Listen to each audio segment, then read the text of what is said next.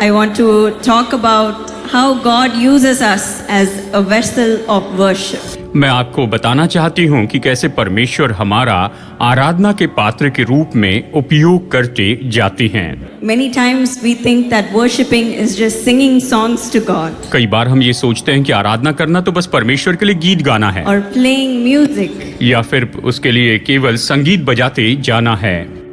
And many times we just relate worshiping with music and song. कई बार हम आराधना को केवल संगीत और गीत के साथ में ही जोड़ देते हैं। And many times we think that only when we come to church, only when we go to a prayer meeting, we can worship God. और कई बार हम सोचते हैं जब हम चर्च में जाते हैं या फिर किसी प्रार्थना सभा में जाते हैं तभी हम परमेश्वर की आराधना कर सकते हैं। Some worship well in their room. कुछ लोग अपने कमरे में अच्छी तरह से आराधना करते हैं। Some worship well in their prayer closet. कुछ लोग अपने प्रार्थना के कमरे में बहुत अच्छी तरह से आराधना करते हैं। Maybe in their car or in their bike. शायद अपने कार में या फिर अपनी बाइक पर, Or when they are taking a shower in their bathroom. या फिर बाथरूम में जब वो नहाते हैं उस समय भी अच्छी आराधना करते हैं। I know many of you are good bathroom singers. मैं जानती हूँ कि आप में से बहुत से लोग अच्छे बाथरूम सिंगर्स हैं। Or when they are hanging their clothes to dry. या फिर जब धोए हुए कपड़ों को वो सुखाने के लिए जाते हैं जाती हैं तब, Or when they are cooking in the kitchen. या फिर जब किचन में खाना पकाती हैं तब। So many times these are a few situations where we worship God. कई बार ये ऐसी परिस्थितियां जहां हम परमेश्वर की आराधना करते These हैं। are all different ways to worship God. ये सब परमेश्वर की आराधना करने के अलग अलग तरीके हैं And it is not confined to one space. और ये एक जगह या एक ही तरीके से जुड़ा नहीं है, Because the Bible says we are the temple of the Holy Spirit. क्योंकि बाइबल कहती है कि हम पवित्र आत्मा के मंदिर हैं। Jesus lives in us. यीशु मसीह हम में रहते हैं And we worship God with our entire being. और हम अपने पूरे व्यक्तित्व से ही परमेश्वर की आराधना करते हैं। And we can worship Him anywhere and we must worship Him everywhere. और हम कहीं भी उसकी आराधना कर सकते हैं और हमें हर जगह उसकी आराधना करनी है। David says in Psalm, I will exalt the name of the Lord at all times. His praise will continually be on my lips. Dawood कहता है कि मैं प्रभु को हर समय ऊंचा उठाऊंगा और उसकी स्तुति हमेशा मेरे होठों पर रहेगी। So His praise should continually be on our lips. और इसलिए उसकी स्तुति निरंतर हमारे होठों पर होनी चाहिए। Not in one place or at one time, ये केवल एक जगह पर या केवल एक समय में नहीं होनी चाहिए, but at all times. लेकिन हर समय में होनी चाहिए। When we see the life of David, he was constantly praising God. जब हम दाऊद के जीवन को देखते हैं वो तो निरंतर परमेश्वर की स्तुति करते जा रहा था। During his good times, during his bad times. अपने अच्छे समय में भी और अपने बुरे समयों में भी।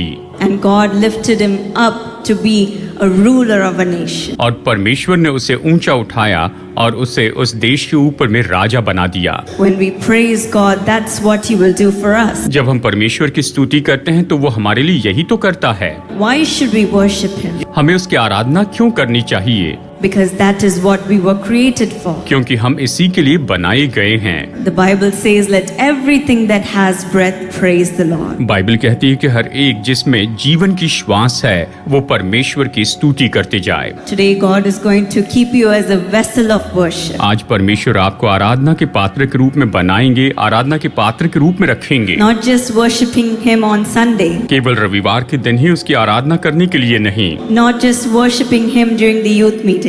केवल जवानों की सभा में उसकी आराधना करने के लिए नहीं, But worshiping Him every day. लेकिन हर एक दिन उसकी आराधना करने के लिए, At all times. हर समय में। So why should we worship? तो हमें क्यों आराधना करनी चाहिए? We are created to worship the Creator. हम तो बनाए गए हैं कि अपने सृष्टिकर्ता परमेश्वर की आराधना करें। In Isaiah 43:21 we see यशायाह अध्याय 43 वचन 21 में हम देखते हैं, God says, "This people have I formed for myself. परमेश्वर कहते हैं इस प्रजा को मैंने अपने लिए बनाया है कि वे मेरा गुणानुवाद करें, They shall shew forth my praise." वे मेरा गुणानुवाद करें। There was a pastor who was leading a church, एक पास्टर थे जो अपनी चर्च की अगुवाई करते थे and every Sunday he would work hard to prepare a special message for his congregation. और हर रविवार बड़ी मेहनत करते थे ताकि अपने लोगों के लिए विशेष संदेश को तैयार For a करें। couple of times he noticed there was a lady in the crowd और कई बार उन्होंने ये ध्यान दिया कि उनकी सभा में एक ऐसी बहन है who would always shout hallelujah, praise the Lord in the middle of the message. जो हमेशा संदेश के बीच में ही हालेलुया प्रेज द लॉर्ड इस तरह से चिल्लाती थी। And as he would speak, for every line she would keep saying hallelujah, praise the और Lord. जैसे पास्टर बोलते थे तो हर लाइन के बाद में वो हालेलुया प्रेज द लॉर्ड इस तरह से कहती थी। For every single line she would say it. हर एक लाइन के लिए वो इसे कहा करती थी। So this pastor got very tired. तो ये पास्टर बहुत ही परेशान हो चुके। He was patient for the first couple of weeks, वो तो पहले कुछ हफ्तों तक धीरज धर के रहे, but then as time went by, he said, I should do something about it. पर जैसे समय बीतता गया उन्होंने कहा मुझे इसके लिए कुछ करना होगा। So one Sunday after he preached his message, after the service ended, तो एक रविवार सभा खत्म होने के बाद में he went to the lady तो वो उस बहन के पास में गए and silently he said, और बड़े धीमे से उन्होंने उस बहन से कहा, if you just keep quiet for next service, I will buy you a new pair of shoes. उन्होंने कहा बहन अगर आप अगली सभा में कुछ भी नहीं बोलेंगी ना तो मैं निश्चय ही आपके लिए नए जूते खरीद के दूंगा। It is kind of distracting me when I preach my message. आपका जो चिल्लाना है संदेश प्रचार करते समय मेरा ध्यान भटका देता है। So if you just be silent, I will buy you a new pair of shoes. अगर आप चुपचाप बैठी तो मैं आपके लिए बिल्कुल नए जूती खरीद के दूंगा। That sounded like a very good present from the pastor. और ये तो पास्टर की ओर से बड़े उपहार के रूप में सुनाई दे रहा था। She said, okay, okay, I will do that. उन्होंने कहा ठीक है मैं ऐसे ही करूंगी। And the next Sunday came. और फिर जब अगला रविवार आया The pastor prepared a very good message that Sunday. उस रविवार पास्टर ने बहुत ही अच्छा संदेश तैयार किया And he was very excited to deliver it on that Sunday to that congregation. और उस सभा के लोगों के सामने उस रविवार वो संदेश प्रचार करने के लिए बड़े खुश थे। He said, I'm going to be very free this time. I'm going to have a good focus this time and silence so that I can deliver this very good message and finish it in peace. उन्होंने कहा कि आज रविवार के समय बड़ी शांति में मैं इस संदेश को प्रचार करूंगा और अच्छे से इसे पूरा करूंगा। So he started preaching तो उन्होंने प्रचार करना शुरू कर दिया and he saw the lady in the crowd और उन्होंने उस सभा में उस बहन को भी देखा and she was staying silent for a while. और वो तो कुछ समय के लिए चुपचाप बैठी थी। She was doing all that she could. वो जो कुछ भी कर सकती थी चुप रहने के लिए और वो वहाँ पर वो सब कुछ करने लग गई थी। She was like, she was taking everything that was in her to be quiet. और वो तो हर एक कोशिश कर रही थी कि वो अपने आप को ऐसे चुप रखें। But that message was very good that Sunday morning. लेकिन उस रविवार सुबह संदेश तो बहुत ही अच्छा था। Oh, she tried very hard to keep silent. तो वो चुप बैठने की अच्छी कोशिश कर रही थी। But something came inside of her and she said, shoes or no shoes, hallelujah, praise the Lord. और वो चिल्लाकर बोलने लगी मुझे नई जूती मिले या न मिले लेकिन हालेलुया प्रभु की स्तुति हो। She could not stay silent. वो चुपचाप नहीं बैठ पाई। That's how much the joy of the Lord was in her that she could not keep quiet. परमेश्वर का आनंद तो उसमें इतना था कि वो चुप नहीं रह पाई। The pastor completely forgot his message. Pastor अपना संदेश पूरी तरह से भूल गए। He couldn't do वो anything. कुछ भी नहीं कर पाए। My dear friends, in the same way, when the joy of the Lord fills our heart, मेरे प्यारे दोस्तों इसी तरह से जब परमेश्वर का आनंद हमारे हृदय को भरता है we will not be able to stay तो silent. हम चुपचाप नहीं बैठ पाएंगे। When we taste and see how good God is, जब हम चक्कर देखते हैं कि परमेश्वर सच में कितने भले हैं we will never be able to keep it to ourselves. तो कभी भी हम इसे केवल अपने तक नहीं रखेंगे। We'll be itching to tell somebody, हम निश्चय दूसरों को बताने के लिए बहुत ही उत्साहित हो जाएंगे। I have tasted God's goodness. मैंने परमेश्वर की भलाई का स्वाद लिया है।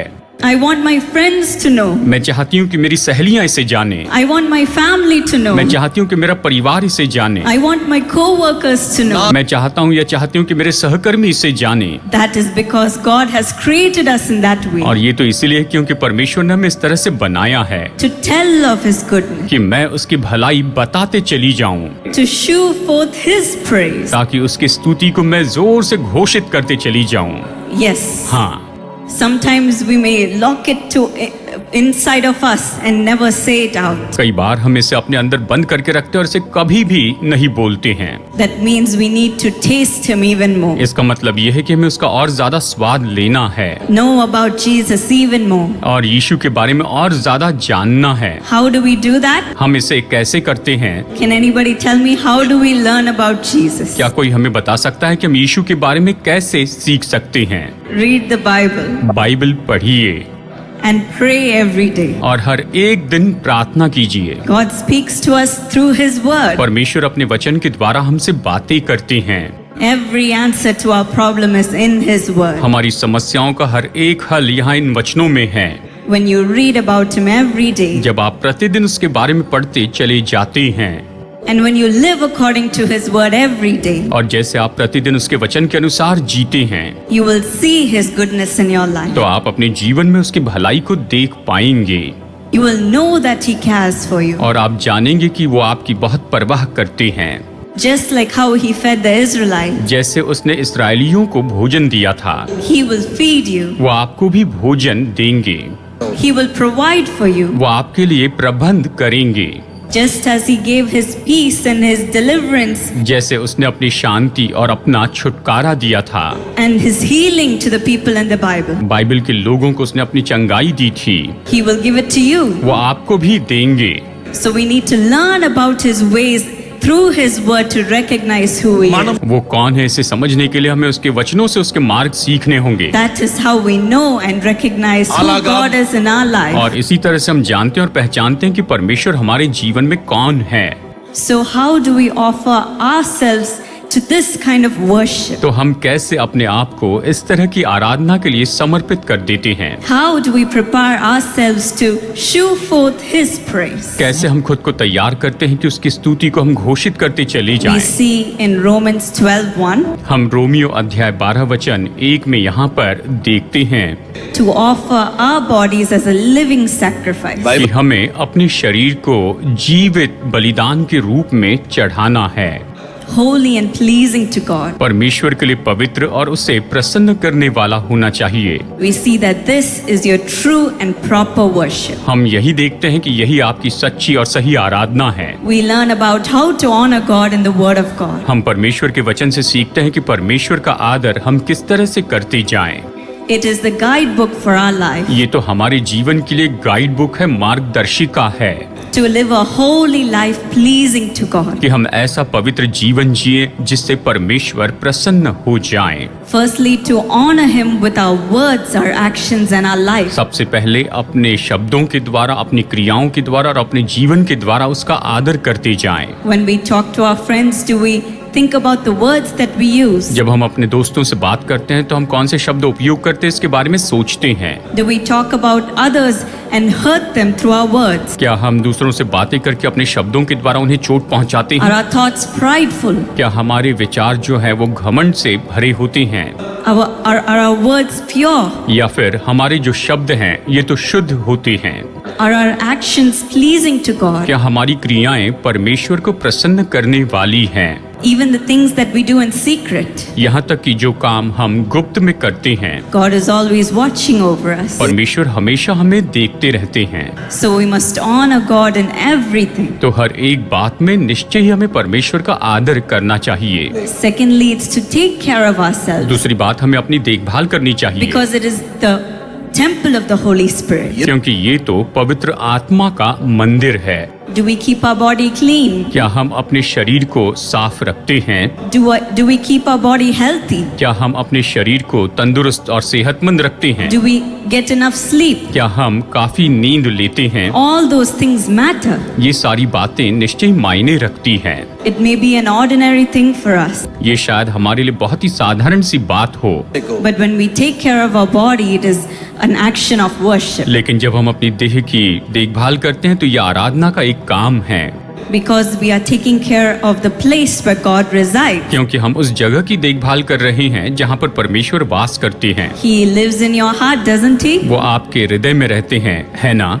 So we must take care of our body. और इसलिए हमें अपनी देह की निश्चय ही अच्छे से देखभाल करनी चाहिए। Take care of our mind. हमारे मनों की हमें बहुत अच्छे से देखभाल करना चाहिए। take care of our heart? अपने हृदय की अच्छी देखभाल करनी चाहिए। Are we letting pride take over our heart? क्या हम घमंड को अपने हृदय पर हावी होने दे रहे हैं? Are we allowing anger to control us? क्या हम क्रोध को हमारे ऊपर नियंत्रण करने दे रहे हैं? We should think about that, हमें इसके बारे में सोचना चाहिए, because all those contribute to us worshiping God. क्योंकि ये सारी बातें परमेश्वर की आराधना में निश्चय योगदान देती हैं। Keeping our minds, our hearts and our bodies pleasing to God. हमारा मन, हमारा हृदय, यहाँ तक कि हमारी देह जो है वो निश्चय परमेश्वर को प्रसन्न करे।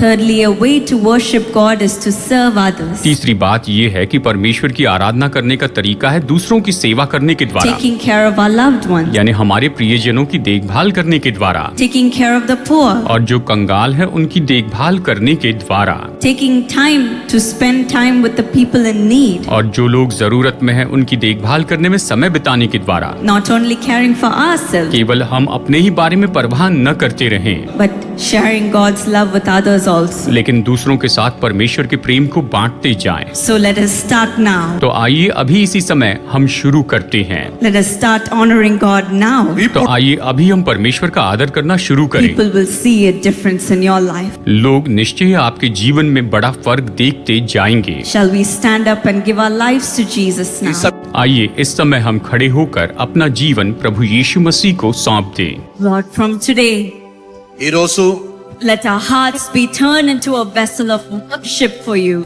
हमारा हृदय प्रभु आपकी आराधना के पात्र के रूप में बदल जाए। Every word that we speak, हर एक शब्द जो हम बोलते हैं, every thought that we think, हर एक विचार जो हम सोचते हैं, every action that we do, Lord, हर एक काम जो हम करते हैं प्रभु जी, let it honor you. ये आपको आदर देने वाला होने पाए। Help us to take care of our body. मदद कीजिए कि हम अपनी देह की देखभाल करें। Live healthy with your strength, Lord, आपके बल के साथ में हम सेहतमंद जीवन जिएं and worship you, Lord. और आपकी आराधना करें प्रभु। Lord, help us to take care of others with all our strength मदद कीजिए प्रभु, अपने पूरे बल से दूसरों की मदद करते जाएं ఏంటి and worship you, Lord. और आपकी आराधना करते चले जाएं प्रभु जी। Help us to follow your calling upon our lives. मदद कीजिए कि हम अपने जीवन पर आपकी बुलाहट को पूरी कर दें। Follow your will for our life हमारे जीवन के लिए आपकी इच्छा को हम पूरी कर दें and do your purpose and worship you, Lord. और प्रभु आपके उद्देश्यों को हम पूरा करें और आपकी आराधना करें। Help us to live every day to be grateful to you. प्रभु मदद कीजिए कि हर एक दिन आपके आभारी होकर अपना जीवन हम जिएं। Thank you, Lord, for your wonderful presence प्रभु आपकी अद्भुत उपस्थिति के लिए धन्यवाद देते and for हैं blessing your children, और Lord, आपने अपनी संतानों को आशीष दी है, इसलिए and धन्यवाद। for multiplying them. आप इन्हें बहुगुणित कीजिए। We receive it in the name of Jesus. हम यीशु के नाम में इसे स्वीकार करते हैं। Amen.